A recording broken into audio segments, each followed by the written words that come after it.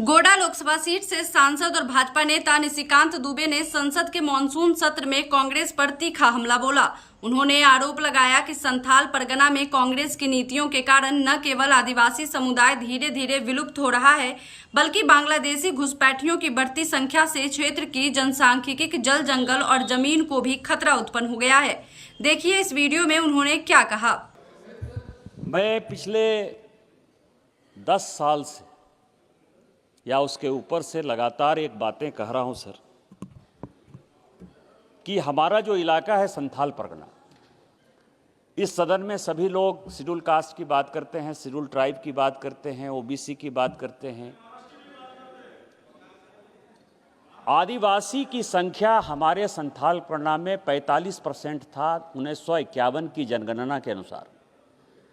आज आदिवासी की संख्या 2011 की जनगणना के अनुसार केवल और केवल 27% है, और अभी जो जनगणना स्टार्ट होगी उसमें मैं दावे के साथ कह सकता हूं कि ये 21 या 22% होगा।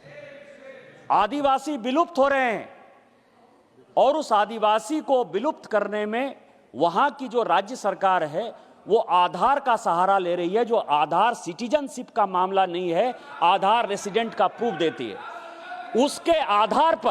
उसके आधार पर बांग्लादेशी घुसपैठिए वहां आ रहे हैं, हमारी लड़कियों के साथ शादी कर रहे हैं, जल जंगल जमीन पर वो कब्जा कर रहे हैं। और इस कारण से एक दिन ऐसा आएगा, अभी जनगणना हो रही है, 2008 की जनगणना हमारे यहां नहीं हुई सर, झारखंड में 2008 की जनगणना इसलिए नहीं हुई कि आदिवासी की संख्या घटने के कारण 1 लोकसभा की सीट और 6 विधानसभा की सीट आदिवासी की समाप्त हो रही थी। और अभी जब जनगणना होगी फिर मुझे लगता है कि झारखंड में फिर से परिसीमन नहीं होगा, क्योंकि इस बार 2 लोकसभा की आदिवासियों की सीट और कम से कम 12 विधानसभा की सीट घटेगी।